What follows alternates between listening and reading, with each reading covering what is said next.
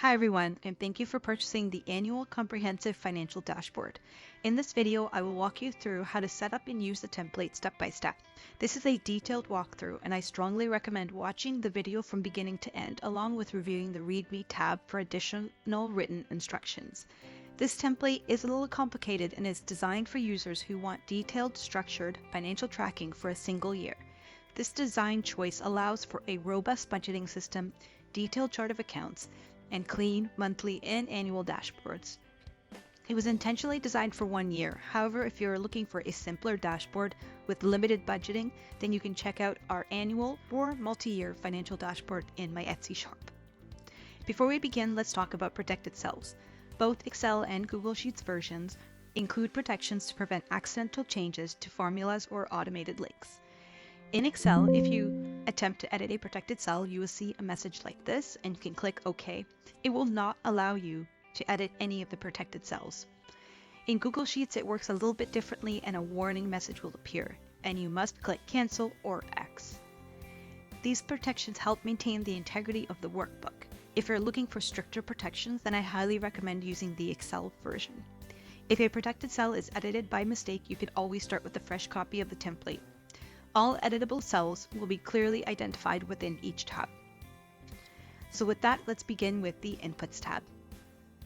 First, you will go ahead and input your company name, your reporting year, and input your currency symbol. You can then select your start month of your fiscal year. If you follow a calendar year, then you can just leave it set to January. Then you can select your preferred name for your profit or loss statement using the drop-down menu. Next, we have our helper notes. You will have helper notes throughout the workbook within each tab. If you want to hide or show all of your helper notes, you can just click yes here, and you'll see all the helper notes disappeared. In Google Sheets, this will appear as a checkbox. You can always turn these back on at any time, but this can be useful for printing or for presentations. Next, in 1.2 is setting up your accounts. This will include your bank accounts and your loan accounts, and this is an optional feature. If you do not wish to use this, you can leave this blank. The dashboard supports up to 10 bank accounts. This can be checkings accounts, savings accounts, and even credit cards. Credit cards are treated a little bit differently, but we will discuss them later. This dashboard also supports 10 loan accounts. The distinction between the two: bank accounts are used to track cash inflows and outflows. Loan accounts are used to track debt balances and payments. So for loan accounts, let's think of a line of credit with the bank or some sort of a fixed term debt. Next is your chart of accounts, and this is a powerful feature of the template. It works very similar to a professional accounting software. You can first define your 15 main income categories and your 15 main expense categories. These should remain broad and high level, because in the bottom section in 1.4 is the subcategories, and you can define up to 100 subcategories. But don't worry, you don't need to use all 100. This is just available, and you can use as many as you'd like. Subcategories hold the details and roll up into the main categories. Each main category must have at least one subcategory defined. So if I go here, I'm going to go select the drop-down menu in the main category section, and you'll see all of the main categories will appear here. I'm going to click product sales. I then need to define my subcategory. So you'll see for product sales, I already have product A sales, product B sales, product C sales, and wholesale sales. So now I can go ahead and define this and call it product D sales. You'll see before I clicked enter, there was a little warning button here, or a warning prompt, and it just tells you that a subcategory is blank and it must be populated, but you'll see once I inputted it, it disappeared. This is just to help you maintain the integrity of the information that you're inputting. Some important rules: category names should not be changed once transactions are entered. This is very important. You can enter subcategories at any point, but do not change existing ones.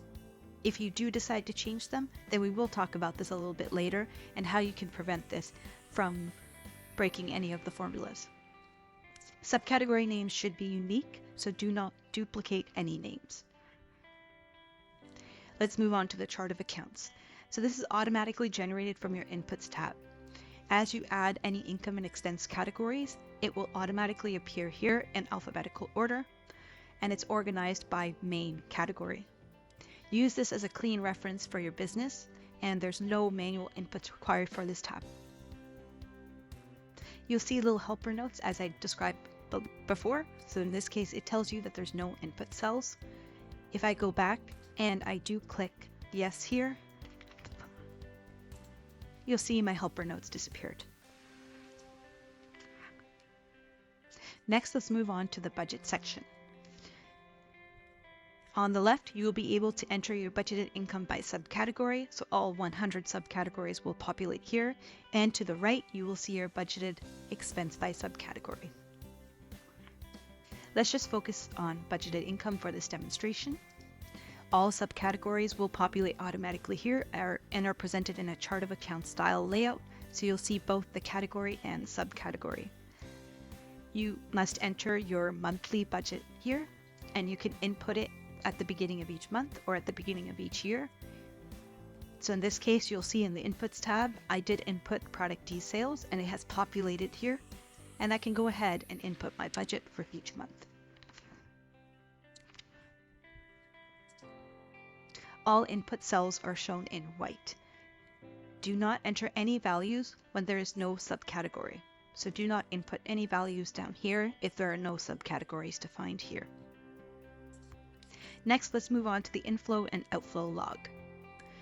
Both work very similarly, so I'm just going to walk you through the inflow log in detail.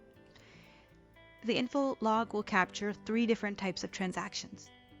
You will see income transactions, owner's transactions, and loan transactions. The first mandatory field is date. You must always have a date populated. If you do not put it in a valid format, you will see a warning come up. So you will always need to make sure that you input a valid format for the date. Here are the 3 different transaction types. The first is income. And income is based on the chart of accounts that you set up. You must always have a transaction type populated. Next, you have your bank account, which is optional. And you'll see a warning error check will populate here. If there are any fields missing, this will help you and guide you in what you need to populate. So for example, for an income transaction, it states the loan must be blank and subcategory and category details are required. So in this case, I do not need to input a loan type, but I do need to input a category and subcategory. So you'll see here, I can click product sales, and I can go ahead and click the newly created product D sales here, and that warning will disappear. Next, let's talk about owner's contributions. So this is owner's contributions to the company. So here I have contributed $2,500 into bank account 2. I do not need to fill out the loan. I do not need to fill out category or subcategory. So you'll see there was no warning here. If I did make a mistake and I selected a category, you'll see it will prompt you and tell you that loan, category, and subcategory must be blank. And the last transaction type is your loan proceeds. So you'll see I inputted an invalid date, so I'm going to go ahead and retype it, and I can click loan proceeds. And in this case, I received $5,000 from the bank, and it came into bank account 2. And here you'll see the warning will come up right away. For loan proceeds, you must select a loan in column H, but you can leave category and subcategory blank. So in this case, I had 2 loans defined in the inputs tab. So in this case, this tells me I received $5,000 for loan 1. And that's it. The other thing I did want to talk about is if you do decide to change a category or subcategory name, which we talked about earlier. So in this case, I have filled out product D sales, but say this was actually product E sales. I would actually recommend going into your inputs tab and adding a new line that says product E sales rather than modifying this one. However, say you do decide you do want to modify it or it happens by accident. I'm going to change this to say product E sales, and I go back here and a warning will prompt, and it will tell you that it's an invalid category and or subcategory. All I need to do to fix this is I can click the drop down menu and reselect and click the correct product E sales. You'll see here at the top is an error check summary. So it will tell you the number of category issues you have. I strongly recommend that all category issues are cleared before you move on to review your monthly, annual dashboards and your profit and loss statement. The outflow log works very similar, so I'm not going to go through this in detail. However, I do want to point out the 3 different transaction types. One is the expense transaction type, which again is very similar to the income transaction type and is built from your chart of accounts.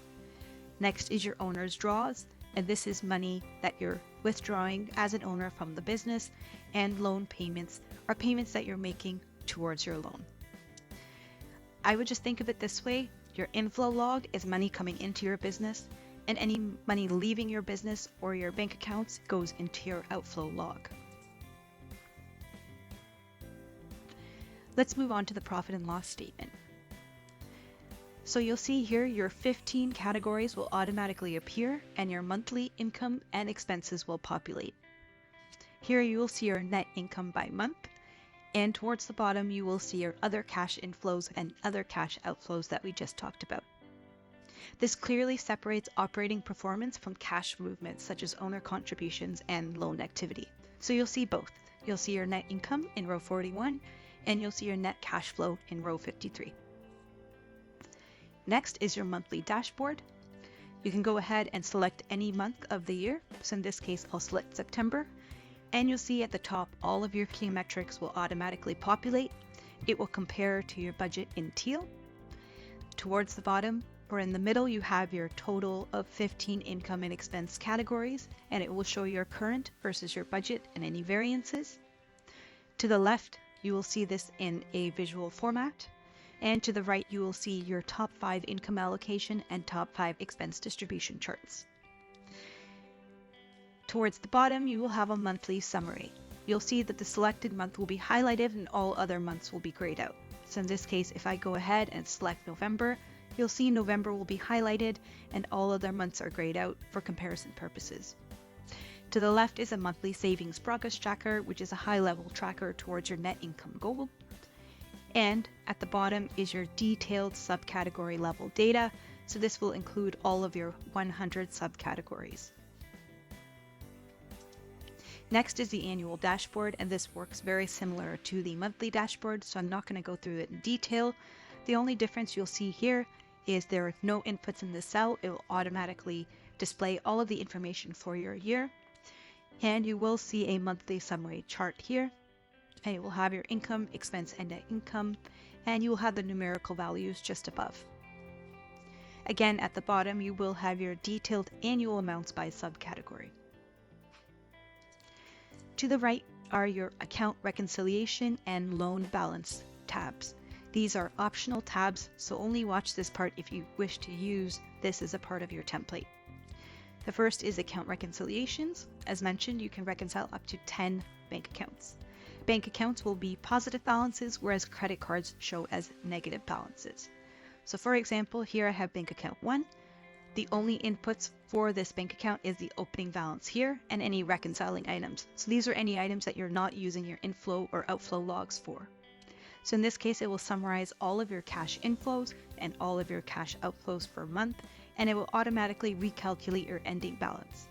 You can go ahead and click this drop-down menu and click Reconciled. And this shows that you validate it against your external statements and you're comfortable with your balance. This serves as an account reconciliation check. Towards the bottom, you'll see I have a credit card. So in December, we made a $5,000 outflow. That means we used our credit card to make $5,000 worth of purchases. Here you'll see a reconciling item. This is a manual input that I put here. This represents the payment. The only limitation with this template is the credit card payments. So if you do make any credit card payments, I would go into here and manually input what your credit card payment is. And here your ending balance will be in a negative value. And here it shows 2,500. And once I validate against the external statement, I can click Reconciled. The only difference with Google Sheets is that rather than using Reconciled, it's a checkbox. Last is the loan tracking, and this works very similar to your account reconciliation, but this is for your loan balances. So you'll see all of your loan proceeds and all of your loan payments will automatically populate for each loan. Once you reconcile the ending balance and it agrees to your expectations or any external statements, you can go ahead and click Reconciled. And that concludes the walkthrough of the annual comprehensive financial dashboard. This template is detailed but straightforward once you set it up, and it provides a complete view of your financial performance, cash flow, and budgeting for the year. Once you finish your year, you can go ahead and start with a fresh copy and start your next year. If you have any questions or need assistance, feel free to reach out. Thank you again for your purchase, and I hope this dashboard helps you gain clarity and confidence in your finances.